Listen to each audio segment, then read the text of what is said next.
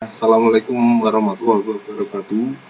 Ini saya akan memberikan introduksi mengenai eh, kenapa kita harus mempelajari metode numerik ya sebagai seorang calon sarjana teknik mesin ya. Oke. Ini motivasi atau latar belakang kenapa kita harus mempelajari ini. Oke ya. Ya, jadi mungkin kita bisa langsung lihat saja ya. Jadi motivasinya ini, metode numerik itu adalah teknik yang digunakan ketika ada permasalahan matematis yang sudah diformulasikan demikian rupa dan mereka harus diselesaikan nilai eksaknya ya. Jadi ini metode numerik seperti itu. Jadi menyelesaikan persamaan matematika yang tidak bisa diselesaikan nilai eksaknya dengan menggunakan teknik operasi aritmetik. Itu disebut dengan metode numerik. Misalnya contohnya kita mau cari cosinus X. Nah, X-nya ini berapa? Ini bisa kita selesaikan dengan menggunakan metode numerik ya. Di sini ada banyak metode numerik yang sudah ditemukan ya, tapi mereka memiliki kesamaan karakteristik yang sama ya, karakteristiknya sama atau common ya. Itu adalah mereka secara invariabel itu melibatkan sejumlah besar kalkulasi aritmetika yang rumit. Radius ini rumit ya, radius dan harus diselesaikan secara teliti. Oke. Jadi ini dengan pengembangan yang sangat cepat itu teknik atau metode numerik itu bisa kita selesaikan dengan bantuan komputer digital. Ya, ini karena adanya penemuan digital komputer, maka ini metode numerik itu perkembangannya sangat pesat. Oke. Ya, selanjutnya ini kita ke ini perbandingan metode komputasi dengan metode komputasi yang non komputer. Oh, bukan ya, maaf. Jadi ini metode komputasi sebelum diselesaikan dengan komputer, yang tadinya telah diselesaikan dengan komputer. Ya, ada 3 fase ini. Jadi prekomputer ini ya, yang pertama ini formulasi, solusi, dan interpretasi sama kedua-duanya ya. Ukuran ini menentukan nih level empasis ya, jadi tingkatan penekanan pada tiap tiap ini ya, tiap fase ya. Komputer di sini memfasilitasi implementasi solusi ya dengan dan karena itu dia membesarkan apa ya, bukan ya. Jadi dia di sini bisa menekankan atau penekanan bisa diletakkan pada kreatif aspek. Jadi aspek kreatif itu bisa dimasukkan pada metode yang dengan menggunakan komputer. Ya, yang pertama jadi uraiannya seperti ini. Solusi itu diturunkan bagi beberapa masalah dengan menggunakan teknik analitik atau metode eksak. Ya, ini kalau belum pakai pre-komputer ya, solusi-solusi ini biasanya berguna dan disediakan dan menyediakan pandangan ya, satu pandangan yang baik untuk menggambarkan perilaku suatu sistem ya. Namun solusi analis itu dapat diturunkan juga dari sebagian atau klasifikasi yang terbatas dari suatu masalah ya. Ini termasuk di dalamnya adalah bahwa aproksimasi dengan model linear dan simple geometri atau geometri yang sederhana dan dimensionalitas yang terbatas. Jadi kalau komputer itu kelemahannya ini modelnya harus linear, padahal banyak persamaan yang non linear ya. Dan lagi di sini geometrinya itu terbatas serta dimensionalitasnya yang terbatas, satuan-satuannya terbatas. Oke, jadi di sini konsekuensinya solusi analik itu hanya dibatasi untuk nilai-nilai praktis karena kebanyakan nilai real dari masalah itu adalah non-linear dan membutuhkan bentuk yang kompleks dan proses yang kompleks. Oke, berikutnya ini dengan solusi grafik, misal buat dulu ya membuat laser dengan solusi grafik yang dimana bisa digunakan untuk mengkarakterisasi sistem dari perilaku dari sistem, maka solusi grafik ini biasanya membutuhkan plotting, ya, diplot antara fungsi x dengan nilai x-nya. Nah, jadi di sini dapat digunakan untuk menyelesaikan masalah kompleks. Ini hasilnya itu tidak presisi. Ya.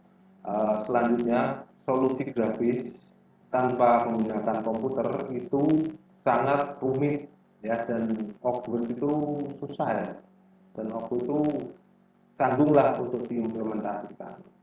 Nah, yang akhir di sini teknik grafis itu biasa digunakan terbatas untuk masalah yang dapat digambarkan dengan menggunakan dimensi lebih kecil daripada 3. Oke.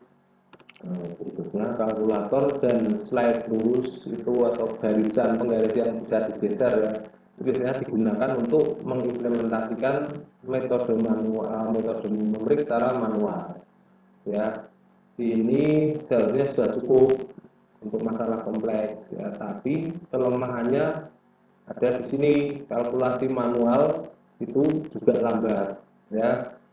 Sementara konsistensinya itu hasilnya itu sulit diterjemahkan ya, sulit dilihat, elusif ya, karena adanya blunder-blunder yang muncul ketika metode manual itu digunakan. Baik. Untuk selama pre-komputer era, yaitu sebelum ada komputer, kebanyakan energi itu dibuang untuk mencari solusi, jadi tidak kreatif. Ya. Sementara kalau pakai komputer itu kita bisa menghabiskan atau menggunakan waktu yang kita habiskan untuk sekedar kalkulasi itu bisa kita gunakan untuk mencari metode-metode yang paling sesuai. Ya, ini penjelasannya di situ. Berikutnya, ya, jadi di sini kita akan menguraikan kenapa kita selaku calon insinyur teknik mesin, selaku rekayasawan mesin itu butuh yang namanya metode numerik. Ya, itu yang pertama, ini adalah bahwasanya metode numerik itu suatu alat yang powerful untuk menyelesaikan permasalahan masalah ya. Mereka bisa digunakan untuk menangani sistem yang besar, sistem persamaan ya, sistem persamaan yang besar, sistem persamaan yang nonlinear, dan geometri yang rumit ya, yang tidak biasa ya, pada praktek rekayasa teknik mesin, rekayasa teknik ya, dan biasanya tidak mungkin diselesaikan secara analitik ya, misalnya kita punya cosinus X dan sebagainya itu nggak bisa diselesaikan untuk X-nya ya. Sebagaimana mereka juga akan meningkatkan problem solving skill. Jadi dengan belajar metode numerik ini kita bisa mendapat problem solving yang baru, keterampilan problem solving yang baru. Berikutnya untuk karir ini mungkin kita kadang harus menggunakan program yang sudah jadi, CAN program itu yang sudah jadi ya, yang melibatkan metode numerik. Nah, di sini program yang digunakan itu biasanya ya seringkali itu sudah dibuat berdasarkan teori-teori basis yang ada pada metode numerik. Yang ketiga, ini banyak masalah yang tidak dapat didekati dengan menggunakan program yang sudah jadi, ya. Jadi kita harus mempelajari pemrograman juga supaya kita dapat menggunakan program tersebut untuk keperluan kita atau sesuai dengan keperluan kita, ya. Berikutnya ini adalah numerical method, itu adalah kendaraan yang paling efisien untuk belajar bagaimana menggunakan komputer dalam tingkatan pemrograman tentunya, ya. Ya, jadi yang kelima, ini adalah program numerik menyediakan, ya, kendaraan bagi Anda untuk meningkatkan pengetahuan Anda mengenal terhadap matematik, ya, karena satu fungsi dari metode numerik itu adalah untuk menurunkan persamaan matematik yang besar yang harus diselesaikan dengan metode aritmatika dasar. Oke, ya. Berikutnya di sini akan disampaikan mengenai background, ya. Jadi karena di sini kita memakai buku Stephen Chapra, ini kita mengikuti pola yang digunakan oleh buku ini dalam pembelajaran, ya. Jadi ini yang mathematical background yang harus kita kuasai atau minimal kita mengerti, ya. Kenapa mathematical background itu dibuatkan suatu metode numerik untuk mempermudah kita menghitung. Ini backgroundnya di sini. Mungkin bisa saya kasih gambarnya sekalian, ya. Ini saya zoom dulu. Nah, yang pertama ini adalah akar-akar persamaan. Ya, masalah ini adalah masalah yang mana kita harus menentukan akar-akar dari suatu persamaan, ya, baik linear maupun persamaan non linear.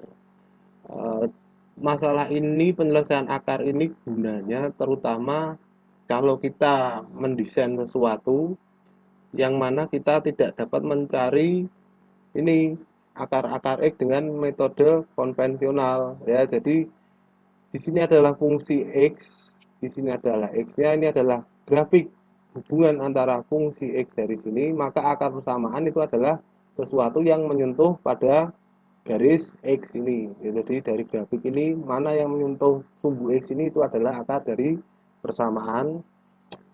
Berikutnya aljabar linier, ya, persamaan-persamaan aljabar linier.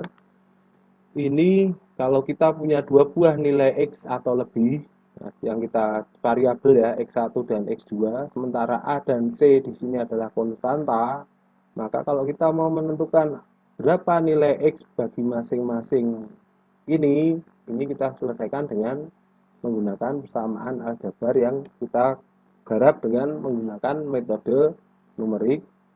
Bagian keempat, ini adalah menentukan besarnya X yang optimum untuk fungsi dari X, ya. Jadi supaya fungsi X ini paling bagus itu pada X berapa, ini termasuk pada teknik optimisasi. Oke, berikutnya adalah penyesuaian kurva atau pencocokan kurva, ya. Jadi misalnya kita punya suatu data yang berbentuk seperti ini kita tarik regresi di sini. Ini adalah salah satu langkah penyesuaian kurva. Jadi pendekatannya berbeda dengan statistik, ya. Perbedaan untuk engineering sama statistical method itu beda. Berikutnya ini adalah interpolasi, ya. Interpolasi ini kalau kita akan mencari bentuk grafik yang seperti ini, kita akan mencari fungsi X terhadap X-nya itu berapa, kita gunakan teknik interpolasi. Oke, bagian 6 ini saya rasa kita tidak ada waktu untuk menyelesaikan sampai di sini, ya. Mungkin kita sampai bagian 5 atau 4 saja. Lalu di sini adalah bagian berikutnya adalah menyelesaikan ini persamaan diferensial. Bagian 8 ini adalah penyelesaian persamaan diferensial sebagian, ya. Jadi ini buku ini nanti bisa Anda gunakan kalau Anda mau belajar lagi lebih advance mengenai metode numerik. Selanjutnya ini kita ke goals dan objektif. Goals itu tujuan, ya, sasaran. Objektif ini sasaran. Goal itu hasil akhir yang ingin dicapai. Jadi sasaran belajar ini adalah untuk menguasai metode numerik. Minimal dari bagian satu yang kita bahas ini kita tahu apa saja yang perlu kita pakai, apa saja kenapa kita belajar ini, alat apa yang akan kita gunakan, penguasaan komputer dan sebagainya kita pelajari di sini. Nah, yang pertama ini, yang kedua ini adalah tujuan untuk komputer ya, dengan menggunakan bagian pertama ini kita minimal sudah tahu apa saja yang akan kita lakukan ya, dengan menggunakan program komputer yang ada ya. Tentunya dengan uraian di situ kita butuh program komputer yang memungkinkan untuk menyelesaikan persamaan numerik ya. Ini paket-paket yang mungkin kita pakai ini adalah Excel, MathCAD, MathWorks dan sebagainya, termasuk MATLAB di sini ya, yang bisa dipakai ya. Nanti kita akan bahas sedikit saja ya, tidak banyak, tapi kita lebih kuliah saya lebih menekankan ke teknik-teknik penyelesaiannya. Nanti ada beberapa tugas yang harus kita selesaikan dengan ini Excel dan MATLAB ya, karena saya menguasainya dua ini, yang lain saya belum pernah pakai Excel dan MATLAB. Oke, sebaiknya Anda ketika mempelajari ini juga sudah punya MATLAB dan Excel ya. Jadi nanti kalau ada tugas atau ketika saya mengutarakan membeli video tutorial mengenai penggunaan kedua software ini, Anda sudah bisa langsung mempraktekkan dan ketika ada penugasan Anda sudah bisa langsung membuatnya. Oke ya, saya rasa pertemuan video untuk ini saya cukupkan sekian dulu ya. Kalau ada yang ditanyakan Anda bisa bertanya ke grup ya, jadi teman-temannya bisa tahu. Sekian dan terima kasih. Assalamualaikum warahmatullahi wabarakatuh ya.